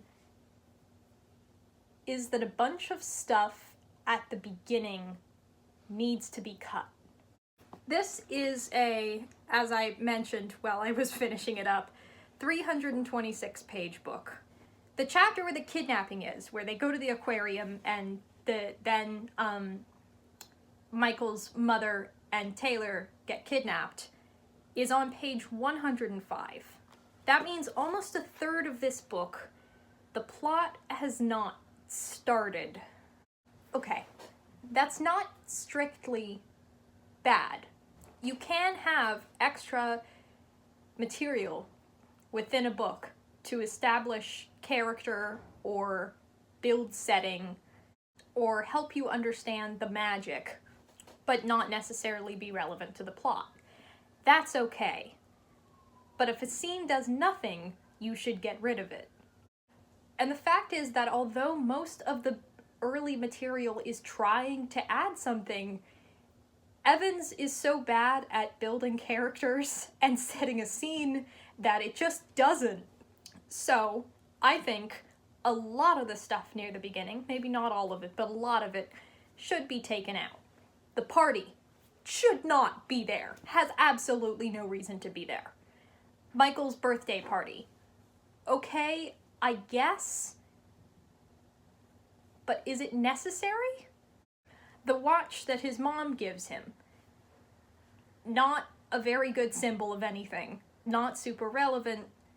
Should be taken out. Michael in detention. What does that add? Michael being lectured by the principal in the very first scene of the book. Okay? All of that stuff can be cut down thoroughly. I would have a hard time picking a more boring place for the book to start than when it does. It's only redeemed by the prologue with the bad guys talking. The scene with Mr. Dahlstrom is stupid enough on its own, and the monologuing before that about Tourette syndrome and living in Idaho is incredibly pointless and condescending. Let's start this off strong. This stuff needs to go. Of course, that does give you less time to establish character relationships. But this book is also incapable of establishing character relationships well, which is another thing that we need to talk about. The main group is not close enough. Even the relationship between Michael and Austin, which is supposed to be the core thing here. Michael seems to genuinely dislike Austin a large amount. Austin only seems to want to hang out with Michael because of academic interest. Michael has a massive crush on Taylor, and she, I guess, maybe has the same thing, but also trusts him inexplicably for some reason, ? Austin creeps on Taylor, and Taylor doesn't like him because of it. So out of our main 3 characters, the only relationship that makes any sense, the only positive relationship between them, is because of a teenage crush. I sort of understand what Evans was trying to go for with Austin and Michael's relationship. The relationship where you're friends with someone and you rib each other and you're buddies and pals. Unfortunately, because Michael constantly acts like a psychopath, that's not how it comes across. Austin and Michael need something more tying them together than mutual desperation. Something like family bonds. Maybe Austin is Michael's brother. Maybe they're cousins. They act more like siblings than they do like friends, at least in the way that they make fun of each other without apparent dislike. The relationship where you're rude to each other and never really positive but also would save each other's life doesn't work as well for people without some kind of strong bond underlying it. Even so, I think some stuff needs to be changed about Austen's character. I think I've been clear about that beforehand. This is a good start, though. Also, there's Jack. Now, everything with Jack doesn't make sense. I think that's clear enough. He beats Michael up for some reason. He seems like a pretty stand-up guy. Like, obviously he has family problems, but he doesn't seem to enjoy beating Michael up, or he likes fighting, but you would think that if he liked fighting that he would do it with someone who could actually fight, right? The whole thing with Jack doesn't make sense. If he's beating Michael up, then why is he willing to help Michael? If he's willing to help Michael, then why did he have no reason at all to beat him up? In story, the only reason that Jack is involved in the rescue attempt is that he's the only person Michael knows who has a car but is not responsible enough to stop them from this course of action. Plus, he conveniently already knows about Michael's powers, so it won't be too much of a shock for him. If only there were some other older teenager male characters who could fit those exact requirements. Oh! Doesn't Taylor have brothers who were mentioned once? So the second part of this suggestion about making the group more cohesive is for Jack to be replaced with one of Taylor's brothers. The fact that Taylor never told her family about her powers doesn't sit right with me. Especially with a power like mind reading when you touch people. It doesn't seem to require too much effort from Taylor. And it seems to me more like the kind of power that she would take a while to notice that other people didn't have. Besides, growing up with her brothers who were a bit older than her and probably more versed in superhero media, and more likely to believe anything potentially supernatural they see as significant and not dismiss it as a coincidence, I feel like there's some likelihood there. Maybe the summer has just started and one of Taylor's brothers is home. If I needed someone to help me rescue my mom, I would go ask the family of the other person who was kidnapped. It just seems like the right situation. And maybe interacting with Taylor's brothers would give Michael a little bit more respect for Taylor herself. You know, it's a fate hope. So suggestion 2 is tighten up the main crew with more sibling and familial relationships. If Richard Paul Evans can't write characters being friends, then let's try and make sure he never has to. Suggestion number 3. In Taylor's POV chapters, we get a lot of insight into Tara's character and the particular nature of her brainwashing. But at the end of the book, in Michael's chapters, it turns out Zeus is way more relevant, and Tara is just there to make them scared for 5 minutes. So where is all that build-up with Tara going? Was she just there to be a foil for Taylor until Taylor was not enough of a character to need a foil? And equivalently, where did Zeus's sudden change of heart come from? It's not a meaningful moment if we don't know how hard it was for him. So, third suggestion is to conflate Zeus and Tara. Frankly, I don't care which one of them stays. I think it's probably better to keep Tara because the character development was done with her already and because she can then be a foil for Taylor.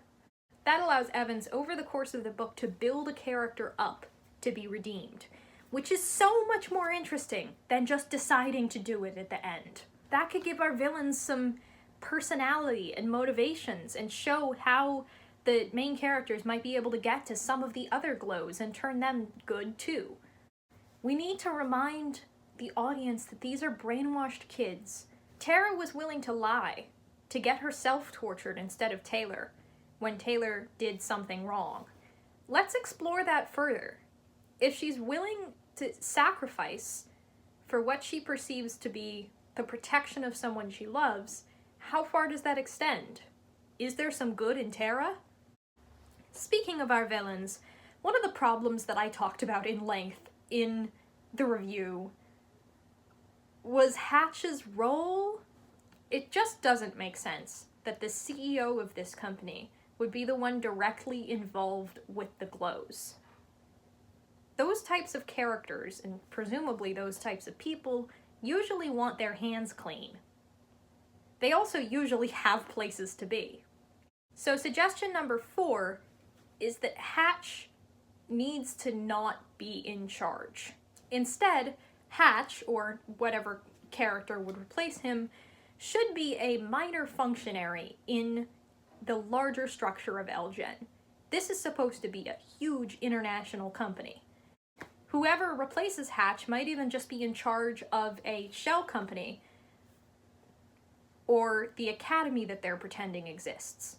This person should specifically be talented with brainwashing and assigned to guard over these children. That way, the hints of the person on the phone that we get in this book could go somewhere. Yes, I am talking about sequels here. Those don't go anywhere. I can't even remember who that is. Also, I think if we replace Hatch with a character like this, then that character should die. It's a lot easier to show the company as big and menacing if a character dying seems to have absolutely no impact on their function whatsoever. Like, you can kill this guy, and nothing changes. They just immediately have another guy to replace him. That's scary and intimidating. That's what would make this company come across as a better villain. You have unique opportunities there. Evans should be taking them. He's not. I don't know what surprises me about that. And finally, suggestion number 5. This one is bold, but it also makes a lot of sense. It's what it seems like the book has been building towards. It's what, up until that moment with Wade, you would not be out of line genuinely thinking it would happen. Michael should turn bad. We've seen throughout this whole book that Michael's system of morality is flawed. It's simplistic. The most morally mature decision that he makes, if you can call it that, is when he decides not to shock Wade because it's not what his mom would have wanted, even though that's not what his mom told him, but whatever.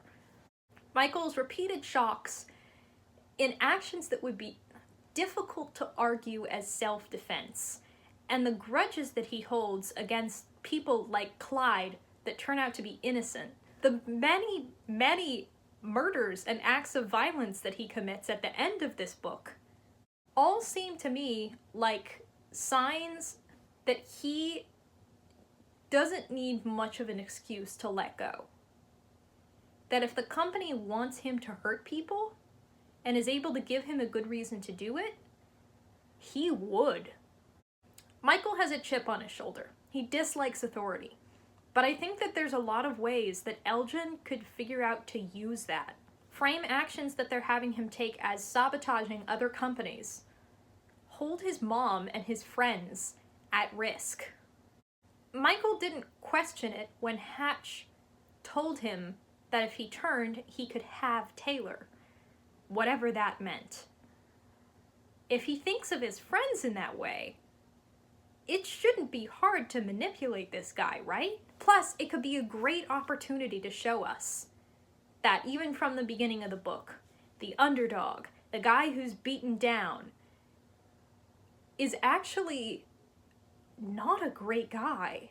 And the popular girl that everyone views as shallow and materialistic actually has a lot more social intelligence and moral values than he does. That could be a great premise for this book. Of course, having your main character turn bad is also a bold choice, as I mentioned. It would probably require the book to be taken out of first person because it would be pretty difficult to handle in future books if you were still following this evil character as the only first person lead. Also, I could genuinely see reading this in a second draft where Michael did turn evil and thinking that his inner monologue made his evilness too obvious. But I think there are plenty of other characters here that we could follow that could be more interesting. Austin, if he was Michael's sibling and watched his brother turn bad, that's scary and personally meaningful and could be the start of a great arc. Taylor, as I've mentioned, already has a decent enough story until it vanishes. Following it to the end could be way more interesting.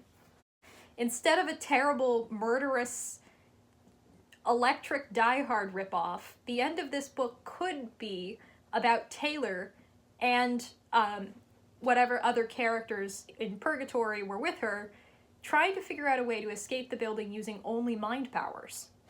There's just so much you can do with this. I can't get over it. I think that's what has made me keep coming back to this book over years and years and years. That it has potential. That's crushing. But I hope it's also encouraging. Because if a story like this can be redeemed in some way, then there must be so much more to your ideas than you would have thought. And that's why it's okay to do this. It's okay to write bad and then make it better. That's how lots of people write, and it's a perfectly valid system. The problem here is that Evans wrote bad and then never looked at it again and threw it at the publisher, who decided it was worthy of shelves for some reason. I'm putting this book in jail.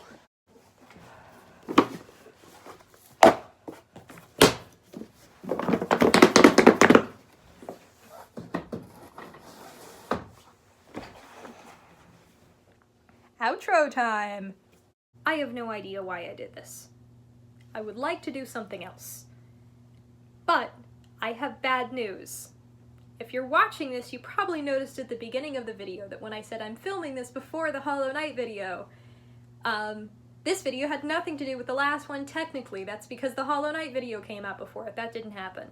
It's been months, and nothing has happened on the Hollow Knight video. I say that so passively. I have not done anything. It turns out, and I should have realized this a lot earlier, that if I'm not experiencing intense interest in something, it's a bit harder to do writing about it. I like Hollow Knight a lot, but I'm being absorbed by other things right now. In the meantime, if you're interested in that kind of thing, you should go watch Lifeblood Core. She has a lot of very good hyper-specific videos on parts of Hollow Knight lore that a lot of the bigger YouTubers don't consider. Because I don't think it works for me, I'm going to try not to hint at what types of videos are coming next. Right now I have a lot of ideas swimming around in my head. There's a lot of stuff that I want to talk about. I don't know if all of it or any of it is going to happen. There's more bad books I could review. There's pieces of media that I could analyze or give lore takes on or do histories of. But at the moment, just based on when I'm recording this, I would endeavor to hypothesize that the next thing that you'll see from me is my 2024 year in review. No. I did this last year where I reviewed all the books that I read last year. I don't see any reason why I wouldn't do it this year, and I have a lot to talk about there. So, I'll see you then. Or in something completely different.